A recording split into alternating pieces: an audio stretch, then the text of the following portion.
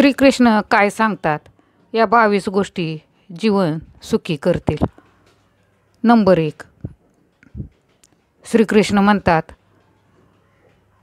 काळ कधी आणि कोणाला कसा रंग दाखवेल हे समजण्यापलीकडे आहे.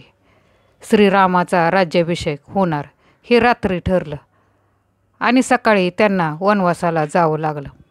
म्हणूनच आपलं कर्म करत राहावं. नंबर 2. श्रीमंती फक्त पैशाने तोलली जाऊ शकत नाही, तर ज्या व्यक्तीकडे चांगले विचार, चांगले आचार आणि सत्कर्म असतं ती व्यक्ती खरी श्रीमंत असते. ज्या व्यक्तीकडे हे गुण नसतात ती व्यक्ती कायम गरीबच राहते. नंबर 3.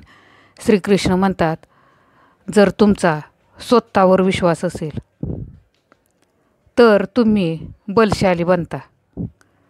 इतरावर अवलंबून राहिलात तर ती तुमची चूक ठरते. तुम्ही कधी योग्य होतात हे कोणीच लक्षात ठेवत नाही, मात्र तुम्ही कधी चुकलात हे सर्वांनाच लक्षात राहतं. नंबर 4. गीतेनुसार भूतकाळ आपल्याला जीवन समजून घेण्याची चांगली संधी देतो. श्रीकृष्ण म्हणतात की आपला नवा दिवस आपल्याला जीवन जगण्याची दुसरी संधी देतो. म्हणूनच आपण प्रत्येक दिवस कशाचाही विचार न करता मनापासून जगलं पाहिजे. नंबर 5. गीतेत म्हटले आहे की माणूस एकटाच जन्माला येतो आणि एकटाच मरणाला सामोरं जातो. प्रत्येक व्यक्तीला त्याच्या चांगल्या वाईट कर्माचे फळे मिळतात. म्हणूनच लोकांच्या गर्दीत चालण्याऐवजी व्यक्तीने आपल्या कर्मावर लक्ष केंद्रित केलं पाहिजे. एकट्याने आपली वाटचाल करण्यास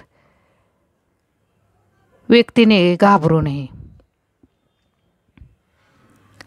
नंबर 6. श्रीकृष्ण गीतेमध्ये सांगतात की अत्याधिक आराम आणि अत्याधिक प्रेम माणसाला अपंग बनवते. म्हणूनच व्यक्तीने जास्त आराम आणि प्रेम करणे टाळले पाहिजे, अन्यथा व्यक्ती आपले आयुष्य उद्ध्वस्त करून घेते. नंबर 7. जो व्यक्ती वेळोवेळी दान आणि तप करतो, नेहमी खरं बोलतो आणि स्वतःचे इंद्रिय वशमध्ये ठेवतो त्याला स्वर्ग प्राप्त होतो. नंबर 8. जो मनुष्य आईवडिलांची सेवा करतो आणि भावंडांना सन्मान प्रेमाची वागणूक देतो त्याला स्वर्ग प्राप्त होतो. नंबर 9. जो व्यक्ती दररोज स्नान, दान, हवन, मंत्रोच्चारण आणि देवपूजन करतो त्याला निश्चितच जीवनातील सर्व सुख मिळतात आणि मोक्ष प्राप्त होतो. नंबर 10. भगवान विष्णू, एकादशी व्रत, गंगा नदी, तुळस, ब्राह्मण आणि गाय या 6 गोष्टींचं या संसारातून मुक्ती देणारा मार्ग बनू शकतो. यामुळे या सर्वाची पूजा अर्चना करावी. नंबर 11. 1 पिंपळ, 1 लिंब, 1 वड, 10 चिंच, 3 बेल, 3 आवळ्याचे आणि 5 आंब्याचे झाड लावणाऱ्या व्यक्तीला कधीही नरकाचे तोंड पाहावे लागत नाही. नंबर 12. गोमूत्र, गोबर, गोदुग्ध, गोधुळी, गोक्षूर आणि हिरवेगार शेत फक्त पाहिल्याने पुण्य प्राप्त होते. नंबर 13. जो पुरुष आपल्या सर्व इच्छांचा त्याग करून अहंकाररहित, क्रोधरहित आणि लालसारहित होतो तोच शांतता आणि मोक्ष प्राप्त करतो. नंबर 14. जो व्यक्ती प्रत्येक परिस्थितीमध्ये संतुष्ट राहतो, ज्याचे मन सुख आणि दुःख दोन्हीमध्ये शांत राहते, तसेच लाभ आणि हानी दोन्ही गोष्टीमध्ये एक समान वागतो त्यालाच मोक्ष प्राप्त होतो. नंबर 15. जो व्यक्ती कोणासोबतही शत्रुत्व ठेवत आणि कोणाकडून कोणतीही अपेक्षा करत नाही अशा व्यक्तीला परमानंद प्राप्त होतो. कारण राग द्वेषरहित मनुष्य प्रत्येक दुःखातून मुक्त होतो. नंबर 16.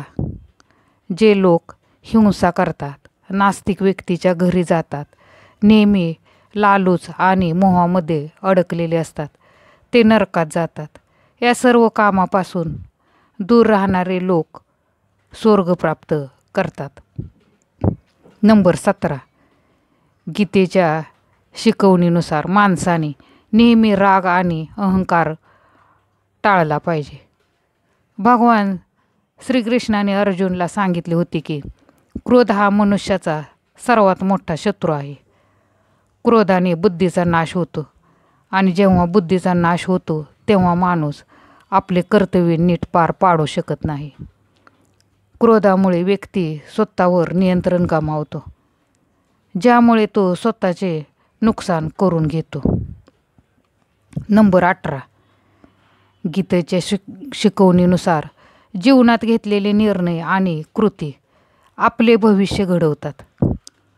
माधव अर्जुनला सांगतो की आयुष्यात योग्य वेळी योग्य निर्णय घेणे खूप महत्त्वाचे आहे, कारण आयुष्य एका मिनिटात बदलत नाही, तर एका मिनिटात विचार करून घेतलेला निर्णय संपूर्ण आयुष्य बदलू शकतो.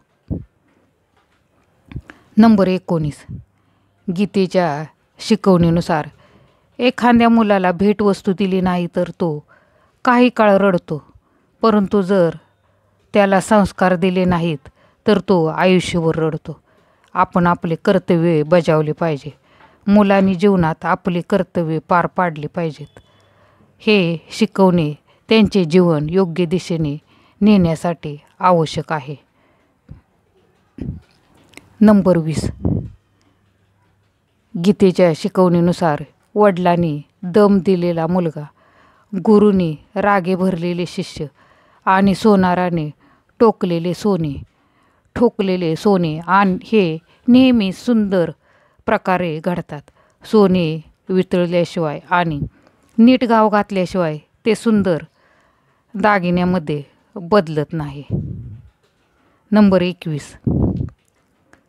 त्यागात कायमस्वरूपी सुख दडलेले असते, तर भोगातून मिळणारे सुख क्षणिक असते, असे गीतेत लिहिलेले आहे. श्रीकृष्ण म्हणतात की भगवंताच्या कृपेने आपल्याला सत्संग मिळतो, पण मनुष्य कर्मामुळे वाईट संगतीत पडतो. नंबर 22.